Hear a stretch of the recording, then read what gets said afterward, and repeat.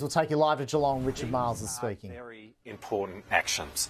The actions that have been taken today, supported by Australia, are about maintaining freedom of navigation on the high seas. They are about maintaining global trade.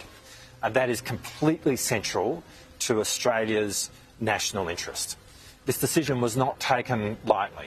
On the 4th of January, Australia was part of 14 countries which issued a statement warning the Houthis that if they continued to attack maritime activity in the Red Sea, there would be consequence.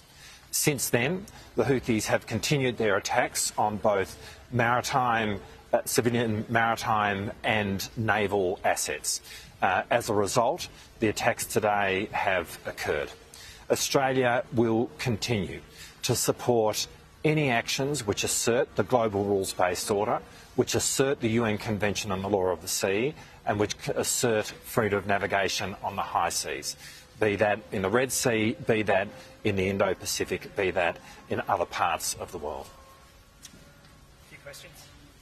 First off, when was the government told by the US or the UK these attacks were carried out? Well, I'm not in a position to divulge that information. We're obviously in close contact with our partners in the United States and the United Kingdom. What exact support is Australia providing in these attacks? Again, I'm not in a position to go into the precise support, but our support has come in the form of personnel in the operational headquarters for this activity. Are you concerned this is going to further escalate tensions in the region? Well, the Houthis have been engaging in a disruption of maritime activity. They've been engaged in a disruption of the rules-based order. Freedom of navigation and the UN Convention on the Law of the Sea are utterly central to Australia's national interests, and it is fundamentally important that Australia stands up for the principles of the UN Convention on the Law of the Sea and freedom of navigation. A Houthi leader has said these attacks will be answered at a greater scale than the current drone attacks in the Red Sea. What is the risk to Australians and Australian personnel in the region? Well, again, Australia must stand up for the rules-based order. Australia must stand up for freedom of navigation.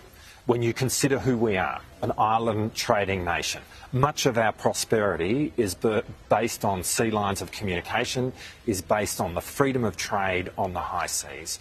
And it is absolutely essential that Australia stands firm in the principles of freedom of navigation on the high seas. Now that the ICJ hearings have begun, will Australia support South Africa's case accusing Israel of genocide? Well, today what I'm making absolutely clear is Australia's participation in these activities. Australia is absolutely committed to maintaining the global rules-based order on the high seas, and it is absolutely essential that freedom of navigation be central in that.